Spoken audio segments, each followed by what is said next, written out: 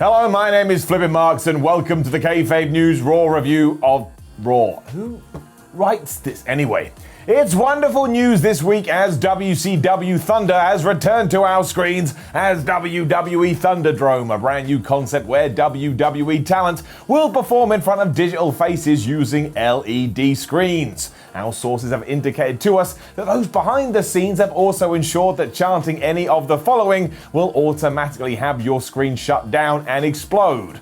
Not only to teach you a lesson, but to add extra pyrotechnics to the show. So in order for you not to be exploded, you are not allowed to chant the following. CM Punk, what? This is awesome. Fight forever, which makes no sense. Bring back Cody, Kerwin White, or anything related to the superstar known as Mustafa Ali.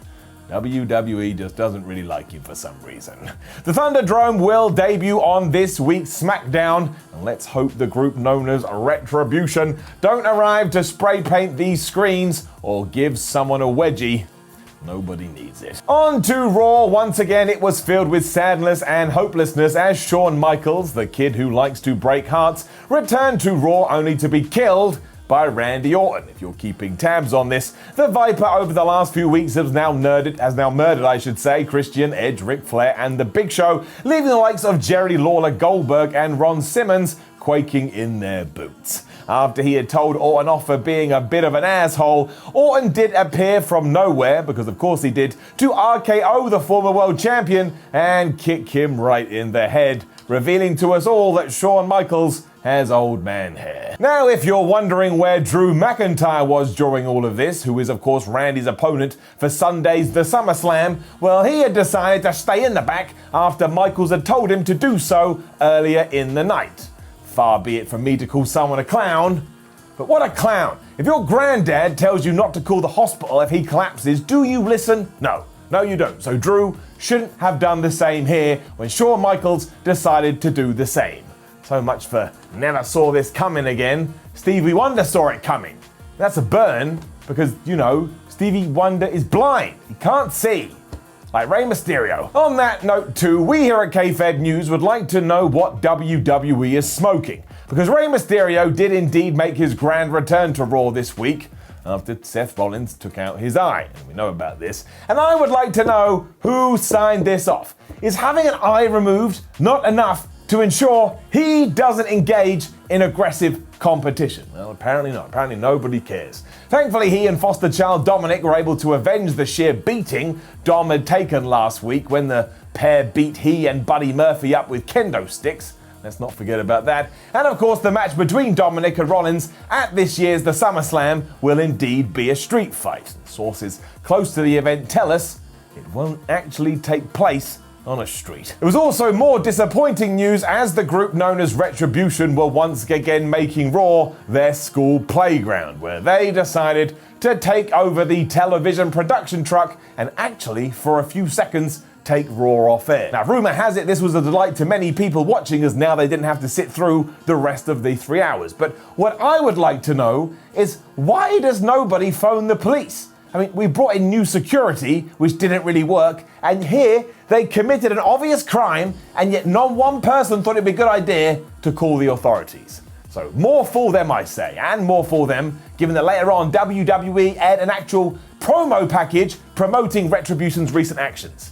They deserved it. There's no attempt to stop them at all, and now they're just waving a flag and inviting them into the building. Thankfully, in better news, if you're into people getting over being poisoned, Selena Vega was proved to be the guilty party in the Montez Ford poisoning controversy. Security footage was unveiled showing her spiking the Street Profits drink, and very handedly that also tied into Montez's grand return as he beat up Angel Garza and Andrade, even though by the looks of things they had nothing to do with it. It just means they're guilty by association, so it serves them right. It also seems as if rules are being done away with when a WWE match is underway, which is a very bold move by the promotion. As a tag team match between Sasha Banks and Bayley versus Asuka and Shayna Baszler began, the suspended Nia Jax proved how awful, once again, WWE security was, jumped the ring, attacked Baszler, and yet the match wasn't thrown out and no DQ was issued. So we here now at Kayfabe News wonder how other wrestlers will react to this over the next few weeks, because they'll now assume you can just beat up anyone you want mid-match and everything will be fine. Thankfully, Shayna was able to make a return later on and tap Bayley out to the Kira Feud clutch as Banks was locked in the Oscar lock, of course. And then this week, the Empress of Tomorrow will take on both Banks and Bayley to see who really is the greatest women's wrestler in the company. My money is on Sable. Remember Sable? I mean, once you're the best forever. Effect is effect. To round things up, Liv Morgan and Ruby Riott are an atrocious team with a win-loss record worse than Mojo Rawley. Apollo Crews also lost to Bobby Lashley, but also beat Shelton Benjamin. And there was some nonsense with a Bachelor, a Turkey Leg, Ivar from the Viking Raiders, and Angel Garza. And more rules were added to the no-rules fight known as Raw WWE Underground.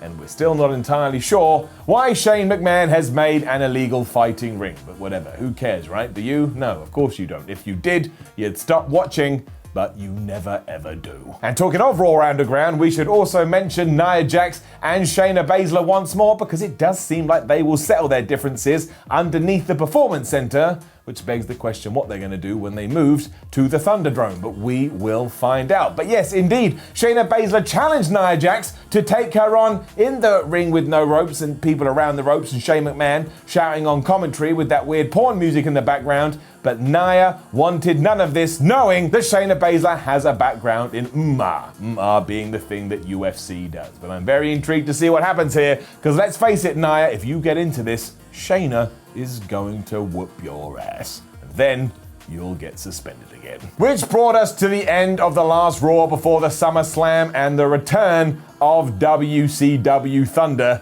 And boy howdy did a lot happen. I mean, some would say almost too much happened, but of course that's not true, because the more content we can get, the better. And that's all we have time for, which is not true as it's YouTube, and we can just go on for however long we wanted. But please, subscribe to the channel to keep your true wrestling fandom alive. Like this video, share the video, and leave a comment below explaining why you're mad about the year 2020 and the year Kenny Omega is having. This seems to be a point of contention for many. Why not waste your life going on and on and on about that?